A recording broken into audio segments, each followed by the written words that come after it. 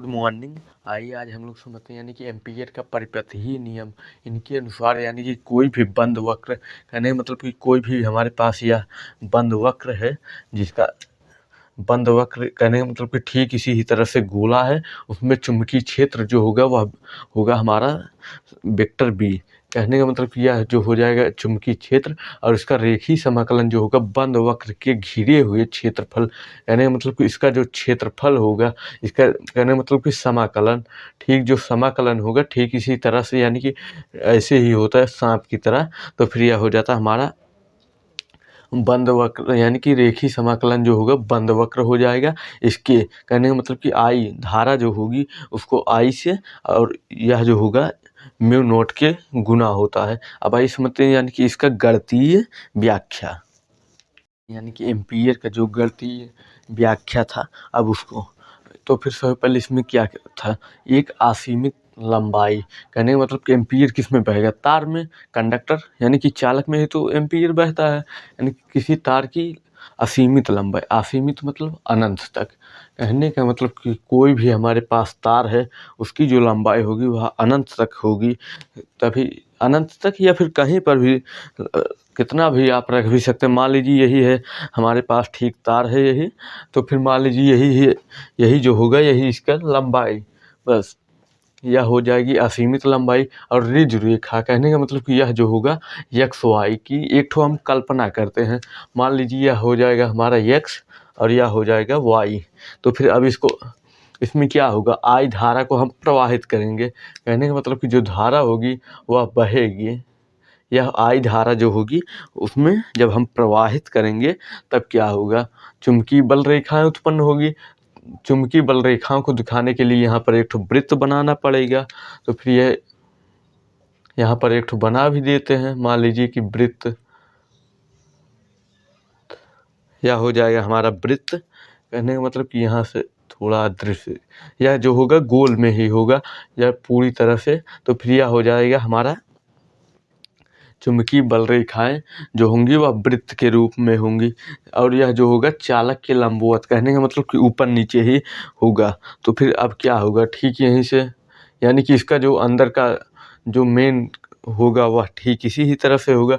तो फिर यहाँ पर जो मेन होगा वह हो जाएगा हमारा P, और यह इसकी जो दूरी होगी वह हो जाएगा R, और यह जो होगा यह DL।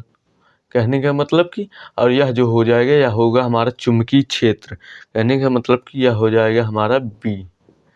तो फिर यही हो भी जाता है हमारा, यह जो है चुंबकीय बल रेखाएं जो होंगी वह वृत्त के रूप में, कहने का मतलब कि कार्य करेंगी, जो चालक तार के सीधा यानी कि लंबवत ही होंगी, एक्स और वाई की। तो फिर इसमें जब हम आई धारा, कहने का मतलब कि जब हम इसमें धारा देंगे तब क्या होगा, मतलब जो हो जाएगा जब हम आई धारा प्रवाहित करेंगे।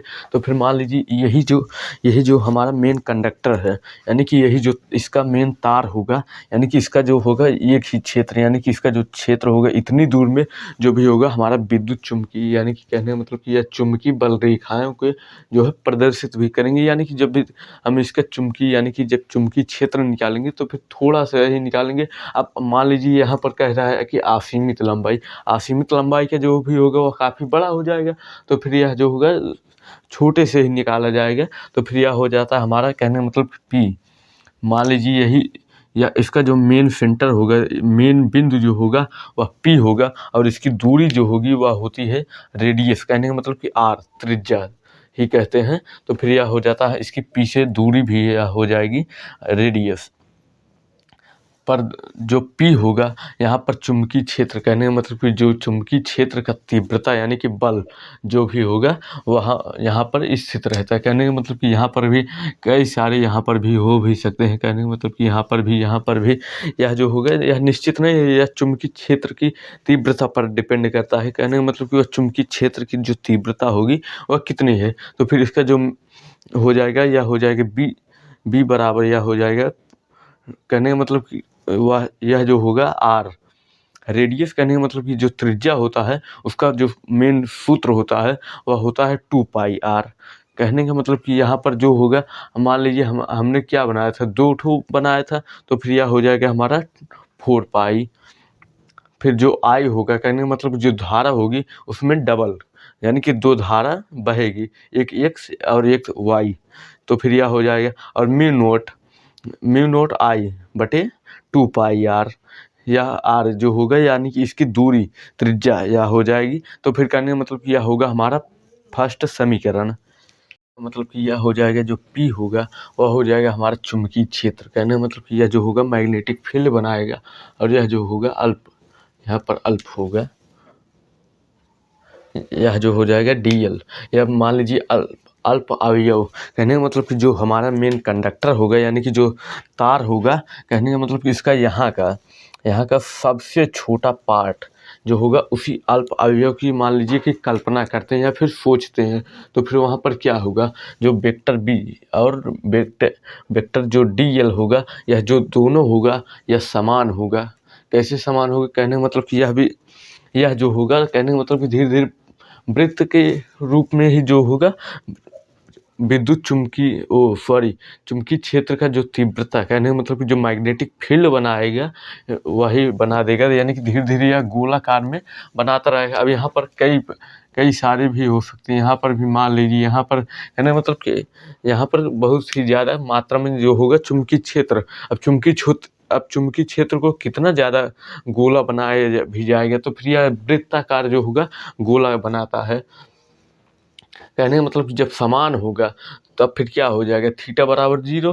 कहने का मतलब कि आर जो होगा यानी कि आर इसका रेडियस त्रिज्या जो होगा वह वृत्त, कहने का मतलब कि आर जो होगा यह इस हो जाएगा वृत्त। कहने का मतलब कि यह यहाँ से और यहाँ तक की जो दूरी होगी वही हो जाएगी आर यानी कि रेडियस त्रिज्या, और बी जो होगा वेक्टर बी जो होगा वह हो जाएगा हमारा रेखीय समाकलन।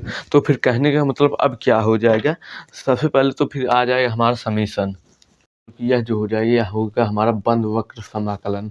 तो फिर यहाँ पर बंद वक्र क्यों कहें, अगर ना ठीक इसी ही तरह से अगर ना होता तो फिर यह हो जाता हमारा सामान्य समाकलन। अगर ना यहीं पर मान लीजिए गोला है तो फिर क्या है, यह गोला है, इसी कारण से यह जो हो जाता है यह बंद वक्र हो जाएगा समाकलन। तो फिर यह हो जाएगा बी डी एल बराबर हो जाएगा ये, यानी कि यही बंद वक्र समाकलन BDL यानी कि cos 0 डिग्री का मान जो होता है वह होता है 1। और कहने का मतलब कि यह हो जाता है हमारा फिर वही अगर हाँ बंद वक्र समाकलन यह हो जाएगा BDL इंटू 1। कहने का मतलब कि अगर हाँ इसका 1 से गुणा भी करेंगे तो फिर कुछ नहीं होगा, जो भी है सेम उसी को ही उतार भी लेंगे। तो फिर कहने का मतलब कि ठीक यह वाला यहाँ पर रख भी दीजिए, और यह यानी कि इसका मान जो होगा वह 1 आएगा। 1 से अगर हाँ इसमें गुणा भी कर देंगे तो फिर कोई भी फर्क नहीं पड़ने वाला, सॉरी जोड़ेंगे नहीं। कहने मतलब कि ठीक यह वाला मान और यह वाला जो मान होगा ठीक उसी को बराबर कर देंगे। कहने का मतलब तब आ जाएगा हमारा summation mu naught I into 2 pi R into DL। तो फिर यह हो जाएगा हमारा म्यू नॉट आई 2 पाई, कहने का मतलब कि यह हो जाएगा हमारा 5 DL। तो फिर ठीक इसी ही तरह से यानी कि यह भी हो जाएगा हमारा 2 पाई आर जो होगा, आर जो हो गया यह वृत्त के परिधि होता है, और यह हो जाएगा यानी कि यही हो जाएगा हमारा मेन जो एम्पीयर का परिपथीय नियम का यानी कि जो मेन फार्मूला था वहीं से निकल भी आएगा। तो फिर यह भी हो जाएगा, कहने का मतलब कि यह बंद वक्र समाकलन इंटू DL। कहने का मतलब कि यहाँ पर भी हो जाएगा हमारा म्यू नॉट आई। जब हम स्टार्टिंग में जब बताए भी थे तो फिर यही भी था, यानी कि उसी को सिर्फ और सिर्फ डेरिवेशन भी करना था। तो फिर यह हो जाएगा, कहने का मतलब कि यह जो आया है यह समीकरण से ही आया है, यानी कि जो 2 पाई आर वगैरह जो भी थे वह हमारे जो पहला समीकरण था उसी से ही निकाला भी गया था। तो फिर यह हो जाएगा, यानी कि यही जो होगा यही हमारा मेन एम्पीयर का परिपथीय नियम हो जाता है। तो फिर एम्पीयर का जो परिपथीय नियम था यह समाप्त हो चुका है। अब आगे का क्लास कल करेंगे, उसमें हम समझेंगे बायो सेवर्ट का नियम।